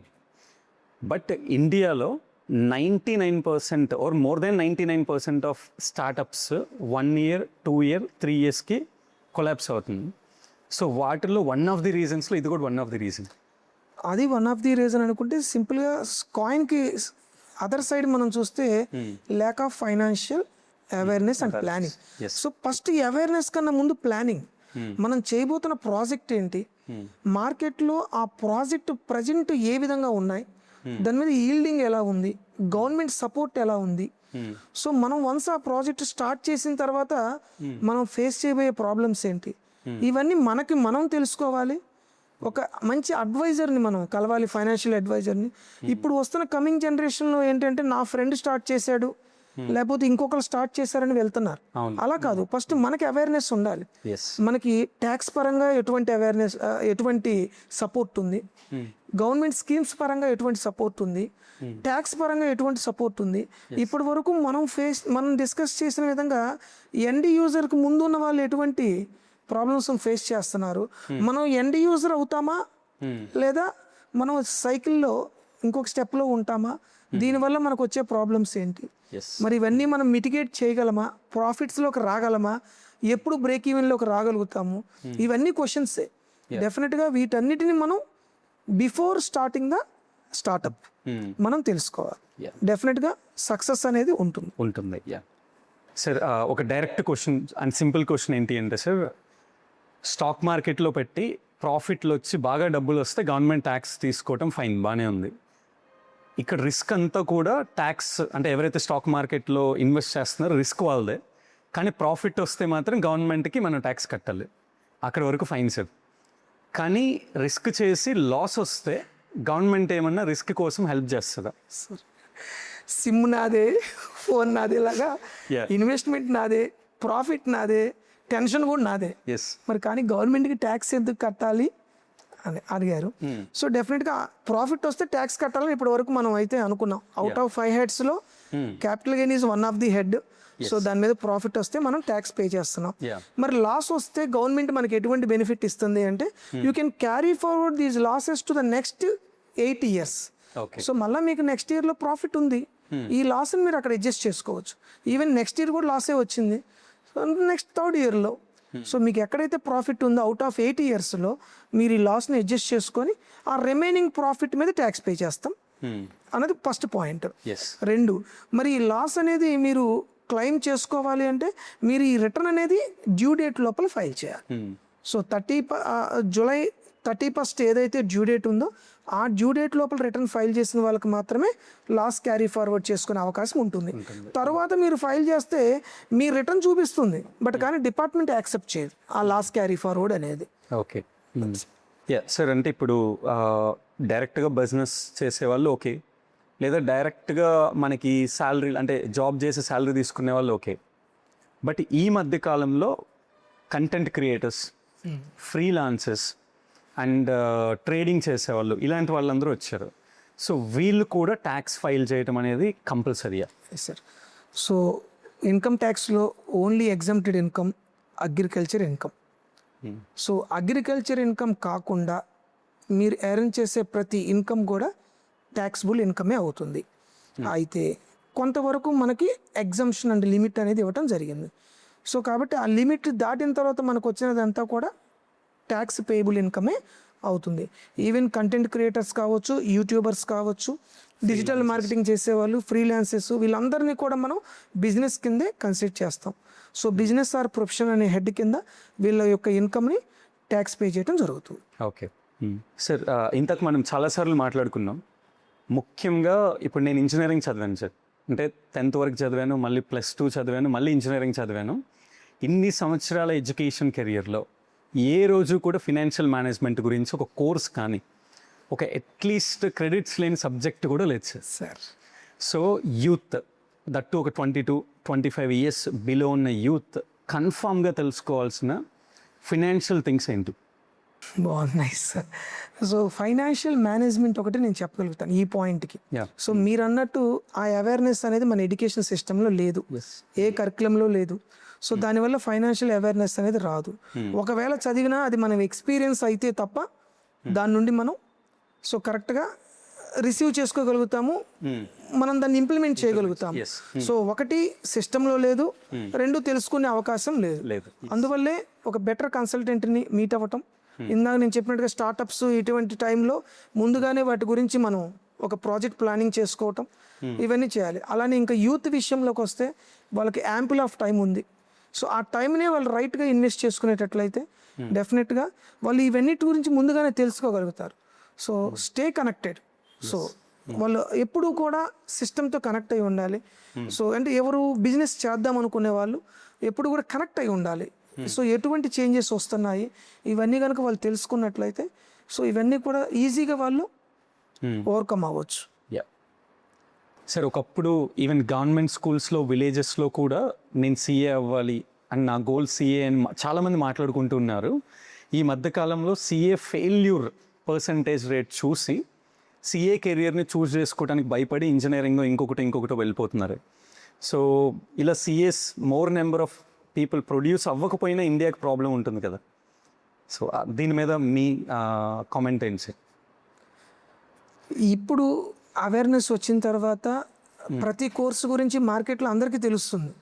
సో కానీ ఆ రోజుల్లో నేను స్టూడెంట్గా ఉన్నప్పుడు నేను బోర్డ్ ఆఫ్ ఇంటర్మీడియట్ చదువుతున్నప్పుడే సీఏ చేద్దామన్నది నా డ్రీమ్. ఓకే. సో శ్రీరామ్ గారు అని చెప్పేసి మా కామర్స్ లెక్చరర్, ఆయన వన్ డే నాకు చెప్పారనమాట, అరే మీకు కామర్స్ సైడు ఇంకా టాప్ అంటే చార్టెడ్ అకౌంటెన్సీ కోర్సు, నువ్వు అది చేసారా అని చెప్పేసి అన్నారు ఆయన. ఆ రోజుకి నాకు దాని వర్డ్ ఒకటే తెలుసు, సిఏ చార్టెడ్ అకౌంటెంట్ అంతే తెలుసు. అసలు అది కోర్సు, దానికి ఎలా చేయాలి ఏంటి. మీకు చూస్తే ఎర్లియర్గా చార్టెడ్ అకౌంటెంట్కి ఎక్కడ కూడా కోచింగ్ ఇన్స్టిట్యూషన్స్ లేవు. సో అప్పుడు అందరూ కూడా చెన్నైయే వెళ్ళాలి, ఈవెన్ ప్రాపర్ మెటీరియల్స్ కూడా లేవు. ఇప్పుడు మార్కెట్లో ఆధార్ బుక్స్ మీకు ఎన్ని కావాలంటే అన్ని ఉన్నాయి. బట్ కానీ ఇంత రిసోర్సెస్ డెవలప్ అయినాయి, ఇంత టెక్నాలజీ డెవలప్ అయింది, ఆన్లైన్ క్లాసెస్, మెటీరియల్స్, ట్యూషన్స్ ఇన్ని వచ్చినా కూడా సిఏ అనేది ఒక టఫెస్ట్ కోర్సుగా ఎందుకు ఉన్నది అంటే chartered accountant is a responsible person towards his job. So ఆ రెస్పాన్సిబిలిటీ ఫీల్ అయితేనే ఈ జాబ్లో మనం ఉండగలం. అలానే it is a trust, the sign is valid. So ఈ ట్రస్ట్, ఈ వ్యాలిడ్ రావాలి అంటే ఎఫర్ట్స్ అనేది మనం పెట్టాలి. సో కాబట్టి ఆ కరికులం కూడా అంతే టఫెస్ట్ టాస్క్గా ఉంటుంది. సో మనకి ఎందుకంటే మల్టిపుల్ యాక్ట్స్ మనకు తెలిసి ఉండాలి. ఎందుకంటే మన దగ్గరకు వచ్చే క్లయింట్స్ అందరూ కూడా ఒకే బ్యాక్గ్రౌండ్తో రారు, different backgrounds, different works, different క్వశ్చన్స్తో మన దగ్గరికి అప్రోచ్ అవుతారు. మరి అటువంటి వాళ్ళని మనం ఆన్సర్ చేయగలగాలి, వాళ్ళకి బెటర్గా మనం సర్వీస్ ఇవ్వాలి, బెటర్ సలహాలు చెప్పాలి అంటే మనకు ఆ లెవెల్ ఆఫ్ నాలెడ్జ్ కూడా ఉండాలి.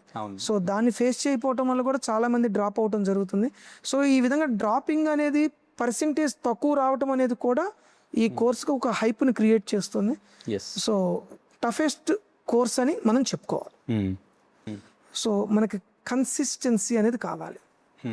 సో ప్రతిరోజు కూడా మనం ఒక నిత్య విద్యార్థిమే, ప్రతిదీ కూడా మనం ఫస్ట్ నుంచే స్టార్ట్ చేయాలి. మా గురువుగారు నాకు చెప్పేవాళ్ళు, ఈరోజు ఒక క్లయింట్ వచ్చి ఒక సలహా అడిగారు మనల్ని, మనం ఒక లైబ్రరీకి వెళ్ళి ఒక బుక్ తీసుకున్నాము, ఆ పాయింట్ చదివాము, తన సలహా చెప్పేసాం, తను వెళ్ళిపోయాడు. నెక్స్ట్ మళ్ళీ ఫ్యూ డేస్లోనే మళ్ళీ సేమ్ క్వశ్చన్ ఇంకొక అతని దగ్గర నుంచి వచ్చింది. 2 days బ్యాకే కదా నేను వేరే క్లయింట్కి సలహా చెప్పాను, అదే సలహా ఇతనికి చెప్దాము. No, again you read the book and you suggest అని చెప్పేవాళ్ళు ఆయన. ఎందుకు అంటే మనం ఎక్కువ సార్లు దాని మీద ప్రాక్టీస్ చేయటం వల్ల ఒక బెటర్ ఆన్సర్ అనేది, ఒక బెటర్ సజెషన్ అనేది మనం ఇస్తాము. డెఫినెట్గా మన ఎఫర్ట్స్ అనేవి పెట్టేకుంది, మన దగ్గర నుంచి వచ్చే అవుట్పుట్ అనేది పెరుగుతుంది, ఇంక్రీజ్ అవుతుంది అనేది ఆయన చాలా నమ్మకం. మా గురువు గారు ఏ క్లయింట్ చేత కూడా అన్నెసరీగా ₹1 కూడా ట్యాక్స్ పే చేయించేవాళ్ళు కాదు. ట్యాక్స్ ఎందుకు కట్టాలి అని చెప్పి ఫైట్ చేసేవాళ్ళు. అటువంటి గురువు గారి దగ్గర నేను ట్రైనింగ్ తీసుకోవడం జరిగింది. స్టూడెంట్స్ కూడా నేను చెప్పేది ఒకటే, ఈవెన్ స్టూడెంట్స్ అయినా ఆఫ్టర్ క్వాలిఫికేషన్ ఒక చార్టెడ్ అకౌంటెంట్ అయినా, సో తను ఎప్పుడు కూడా నిత్య విద్యార్థి. సో వస్తున్న అప్డేట్స్ అన్నీ కూడా తీసుకోవాలి. స్టూడెంట్గా ఉన్నప్పుడు తను చేయాల్సింది, సో డైలీ ఒక స్పెసిఫిక్ అవర్స్లో చదువుకోవటం, ఒక పర్టికులర్ టైం టేబుల్ని తను ఫాలో అవ్వటం, అట్లానే కాన్సెప్ట్ని క్లియర్గా అండర్స్టాండ్ చేసుకోవటం. సో వీక్లీ ఒకసారి తను రివ్యూ చేసుకోవటం, నేను కరెక్ట్గా వెళ్తున్నానా, నా రిజల్ట్ కరెక్ట్గా ఉందా, సో నేను రిజల్ట్ ఓరియంటెడ్గానే నేను ప్రిపరేషన్ ఉందా లేదా, సో ఎక్కడ నేను తప్పులు చేస్తున్నాను, ఇటువంటి రివ్యూస్ అన్ని చేసుకొని వాళ్ళు కనుక ముందుకు వెళ్తే, ఈ ఫెయిల్యూర్స్ అనేది కామన్. నేను ఫస్ట్ అటెంప్ట్లో క్వాలిఫై అని మీకు చెప్పాను, కానీ అది ఫైనల్లో. మరి ఇంటర్లో మీరు అడిగారా నన్ను ఎన్ని అటెంప్ట్స్ పెట్టినాయి సార్ అని? నేను ఇంటర్లో 3 attempts అయింది నాకు. ఫస్ట్ అటెంప్ట్లో నేను చాలా ఓవర్ కాన్ఫిడెంట్తో వెళ్ళాను. ఆ సిఏ ఏముంది, డిగ్రీ చదివాను, పోస్ట్ గ్రాడ్యుయేషన్ చదివాను, అంతకన్నా ఏముంది, ఇక్కడ కూడా చదవటమే కదా అని వెళ్ళాను. సో బాగుంది, గుడ్ అటెంప్ట్ ఇచ్చాను. లాస్ట్ డే నాకు బాగా గుర్తు, మా రెండో అన్నయ్యకి కాల్ చేశాను, అన్నయ్య ఎగ్జామ్స్ బాగానే రాశాను అన్నాను. ఏంట్రా మరి ఓకేనా, పాస్ అవుతావా అని అడిగాడు. అడిగితే అన్నాను, నాకు కొద్దిగా ఎందుకో సెకండ్ గ్రూప్ డౌట్గా ఉంది అన్నయ్య, ఫస్ట్ గ్రూప్ అయితే మాత్రం డ్యామ్ షూర్ అయిపోతుందని చెప్పాను. రిజల్ట్ వచ్చేసింది, చూస్తే ఫస్ట్ గ్రూప్ పోయింది. ఓకేనా సార్, సారీ రివర్స్లో చెప్తున్నట్టున్నాను. సో సెకండ్ గ్రూప్ అవ్వదు అనుకున్నాను, సెకండ్ గ్రూప్ అయింది, ఫస్ట్ గ్రూప్ పోయింది. అంటే మన ఎక్స్పెక్టేషన్స్ అనేవి అక్కడ సో జరగకపోవచ్చు, అందుకని మనం బాధపడకూడదు. సెకండ్ అటెంప్ట్ మళ్ళీ ట్రై చేశాను, నెంబర్ ఆఫ్ అవర్స్ పెంచాను, ఫోకస్డ్గా చదువుకున్నాను. అసలు ఈ ఇన్స్టిట్యూట్ మన దగ్గర నుంచి ఏం ఎక్స్పెక్ట్ చేస్తుంది అన్నది ఫస్ట్ తెలియాలి. ఒక స్టూడెంట్గా ఉన్నప్పుడు ఏం ఎక్స్పెక్ట్ చేస్తుంది, after articles a semi chartered అకౌంటెంట్గా నీ దగ్గర నుంచి ఎటువంటి టైప్ ఆఫ్ నాలెడ్జ్ని ఎక్స్పెక్ట్ చేస్తుంది అన్నది మనకు తెలిస్తే ఆ ప్రజెంటేషన్ బట్టి మీ రిజల్ట్ అనేది ఉంటుంది. సో ఈ ప్రాక్టికల్ ఎక్స్పోజర్ అనేది ఫైనల్లో చాలా ఇంపార్టెంట్. నా 3 ఫెయిల్యూర్స్ ఇంటర్మీడియట్లో జరిగినవే నా ఫస్ట్ అటెంప్ట్లో CA కంప్లీట్ అవ్వడానికి ఉపయోగపడింది. సో అది ప్యాషనేట్స్ జాబ్స్ అండ్ ప్యాషనేట్ ప్రొఫెషన్స్లో మీది కూడా ఒకటి. ఏదో ఊరికి డబ్బుల కోసం చేయలేం, ఎబిలిటీ కావాలి, ప్యాషన్ కూడా ఉండాలి, లేకపోతే ఇక్కడ దాకా రారు. ప్రౌడ్గా మీ త్రూ అవుట్ జర్నీలో ప్రౌడ్గా ఫీల్ అయిన మూమెంట్ ఆర్ మూమెంట్స్ ఏమైనా ఉన్నాయా? చాలా ఉన్నాయి అయ్యప్ప గారు. నేను ఇప్పుడు మీరు ఎట్లయితే ఒక సర్వీస్ ఆర్గనైజేషన్లో ఈరోజు ఇంత సాటిస్ఫైడ్ ఒక పర్సన్గా, సక్సెస్ఫుల్ పర్సన్గా మీరు ఎలా అయితే ఉన్నారో, ఈరోజు నా ప్రొఫెషన్లో కూడా ఎవరైనా వచ్చి సార్ మేము ఫీజు ఇవ్వలేము, మాకు ఈ సర్వీస్ ఇవ్వండి అంటే నేను ఈరోజు కూడా హెల్పింగ్ హ్యాండ్గానే ఉంటాను. సో అటువంటి నా లైఫ్లో చాలా ఉన్నాయి. సో మంచి మంచి వ్యక్తులతో జర్నీ చేశాను.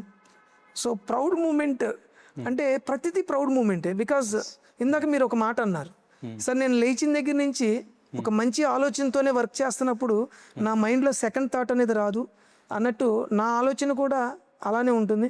మనం కరెక్ట్ చేస్తున్నప్పుడు రాంగ్ చేయాలన్న థింకింగ్ మనకు రాదు. సో అలానే నాకు ప్రతిరోజు ప్రౌడ్ మూమెంట్. నేను ఆఫీస్కి ఎంటర్ అయిన దగ్గర నుంచి మళ్ళీ ఇంటికి వెళ్ళే వరకు ఒక స్టూడెంట్ లాగానే వర్క్ చేస్తాను. ఈరోజు జరిగిన ఈ అవర్స్ ఆఫ్ వర్క్లో నేనేం తెలుసుకున్నాను, తర్వాత ప్రతిరోజు ఈ ఛాలెంజెస్ను ఫేస్ చేస్తూ మంచి వ్యక్తులతో జర్నీ చేస్తూ, సో నేను ఎప్పుడు ప్రౌడ్గానే ఫీల్ అవుతాను Ayyappa garu. So really hats off sir. Thank you Ayyappa garu. Sir ఫైనల్గా we entered in to the rapid fire. So నేను టక్క క్వశ్చన్స్ అడుగుతాను, మీరు ఆలోచించకుండా సమాధానం చెప్పాలి. మరి ఏమి ఇస్తారు, మాకు గిఫ్ట్ ఇస్తారా? చెప్పిన తర్వాత ఇస్తాను. Okay. So first one, tax అంటే రెస్పాన్సిబిలిటీయా బర్డెనా? రెస్పాన్సిబిలిటీ. ఒక tax saving tip for common man. Avoid last minute decisions. Okay. CA లైఫ్ని 1 లైన్లో డిస్క్రైబ్ చేయాలి అంటే ఏం డిస్క్రైబ్ చేస్తారు? It's a proud. Indian tax సిస్టమ్ని 1 వర్డ్లో చెప్పాలి అంటే ఏం చెప్తారు? Or maybe 1 sentence. It should accept, no alternative. Okay. ఒక మిడిల్ క్లాస్ పర్సన్ లైఫ్ మొత్తంలో అప్రాక్సిమేట్గా ఎంత ట్యాక్స్ కడతారు? అది ఐదర్ అమౌంట్ రూపంలో చెప్పడం కష్టం కాబట్టి పర్సంటేజ్ రూపంలో చెప్పండి. సో లేచిన దగ్గర నుంచి అంటే అగ్గిపెట్టి యూజ్ చేయడంతో మన జీవితం మొదలవుతుందండి. నైట్ పడుకునేటప్పుడు AC వేసుకునే వరకు ప్రతి ట్యాక్స్తో ఇన్వాల్వ్ అయ్యింది. అయితే ఇక్కడ ఇందాక డైరెక్ట్ ట్యాక్సెస్, ఇండైరెక్ట్ ట్యాక్సెస్ కాన్సెప్ట్లో చూస్తే ఆన్ అన్ యావరేజ్గా 50 to 60% of our income so ట్యాక్సెస్కే వెళ్ళిపోతుంది. ఇండియాలో ఒక ట్యాక్స్ రూల్ని, మీరు ట్యాక్స్ రూల్ ఒక ట్యాక్స్ యాక్ట్ని మీకు చేంజ్ చేసే ఆపర్చునిటీ ఇస్తే దేన్ని చేంజ్ చేస్తారు? శాలరీ రేట్ స్ట్రక్చర్ని చేంజ్ చేస్తారు. One money mistake you have done in your life. So lending money to others. Okay. Sir ఫైనల్గా వ్యూవర్స్ అందరికీ ఏదన్నా ఒక అడ్వైస్ ఇవ్వాలి అంటే యాజ్ అ CAగా మీరు ఏం అడ్వైస్ ఇస్తారు? సార్ ఒక లిస్ట్ ఆఫ్ అడ్వైజెస్ ఇవ్వాలి అంటే ఏమి ఇస్తారు? ట్యాక్స్ని భయంగా చూడకండి. ట్యాక్స్ పే చేస్తే అది మన డెవలప్మెంట్కి ఒక టూల్గా ఉపయోగపడుతుంది. ప్యానిక్ అవ్వద్దు, ప్లాన్ చేయండి. సో ఫైనాన్షియల్గా స్ట్రాంగ్ అవ్వండి. సో మీరు నాకు ఈ ఆపర్చునిటీ ఇచ్చినందుకు sir thank you very much sir. నా కృతజ్ఞతలు తెలియజేసుకుంటున్నాను. సో మీరు అంత దూరం నుంచి ఇక్కడి వరకు వచ్చి ట్రావెల్ చేసి, అంటే ఫస్ట్ ఆఫ్ ఆల్ ఆడియన్స్ ఏం నేర్చుకుంటారని పక్కన పెడితే మేమందరం చాలా నేర్చుకున్నాం. సో చాలా విషయాలు మేమే మిస్అండర్స్టాండింగ్ చేసుకుంటున్నాం, చాలా విషయాల్లో మాకే అవేర్నెస్ లేదు అని మాకు అర్థమైంది. డెఫినెట్లీ ఆడియన్స్ కూడా నేర్చుకుంటారు. మీ వాల్యుబుల్ టైం డెఫినెట్లీ అందరికీ హెల్ప్ అయింది. Thank you very much for your time, your advices and your input sir. Thank you sir. Thank you.